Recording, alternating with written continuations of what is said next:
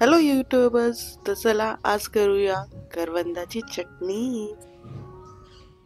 मला माहितीये 2 लोकच बघणार आहेत, पण त्या 2 लोकांसाठी ही करवंदाची चटणी. त्याच्यासाठी लागणारं साहित्य आहे गूळ, मेथी दाणा, लिहिलेलं आहे. याला इंग्लिशमध्ये कॅरकेसा कॅरवंदा म्हणतात. बहुतेक त्यामुळे मराठीमध्ये याला करवंद म्हणत असतील असं मला वाटतं. तर आधी याला स्वच्छ धुवून याचे 2 भाग करायचे आणि यातली जी बी आहे ती काढून घ्यायची आहे. असं आपल्याला करवंद कापून घ्यायचे आहेत आणि बी काढून घ्यायची आहे. आम्ही इथं 1 वाटी करवंद घेतलेत.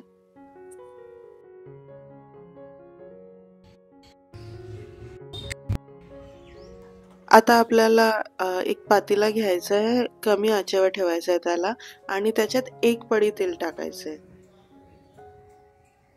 तेल आपल्याला चांगल्याने गरम होऊ द्यायचे. तेल गरम झालं की आपल्याला आधी मेथी दाणा टाकायचा आहे आणि नंतर मोहरी टाकायची आहे. तेल गरम झाल्यावर मोहरी टाकायची आहे. ती तडतडली त्याच्यानंतरच आपण जिरं टाकायचं आहे. कारण की जर मोहरी तडतडली नाही ना तर मग कडू वाटते चटणी.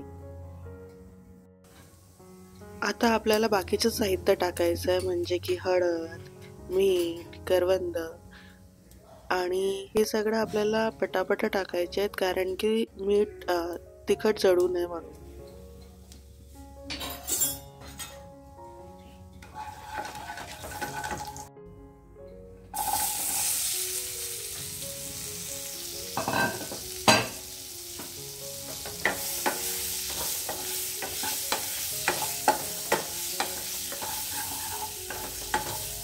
करवंद टाकून आपल्याला याला परतून घ्यायचं आहे आणि याच्यात थोडंसं मीठ टाकायचं आहे चवीपुरतं.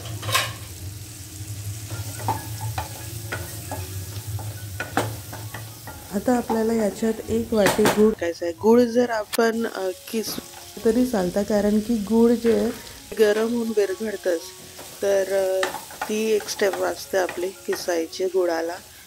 आपण असंही टाकू शकता.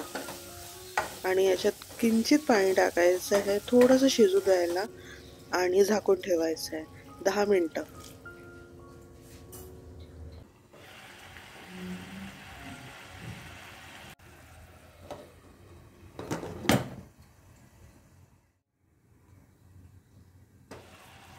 करवंद मऊ झाले की चटणी तयार झालेली आहे. हे बघा किती छान दिसते. याला चपाती सोबत खाल खूप खूप खूप टेस्टी वाटतंय. आय थिंक करवंद जे ते पावसाळ्यात भेटतात, आता तर खूपच कमी भेटायला लागलेत. पण आधी तर खूप अवेलेबल होते. आधी तर हे ना जंगली टाईप म्हणजे प्रत्येक जागी असायचे. आता तर इतके दिसत नाही. तर तुम्ही ट्राय कराल.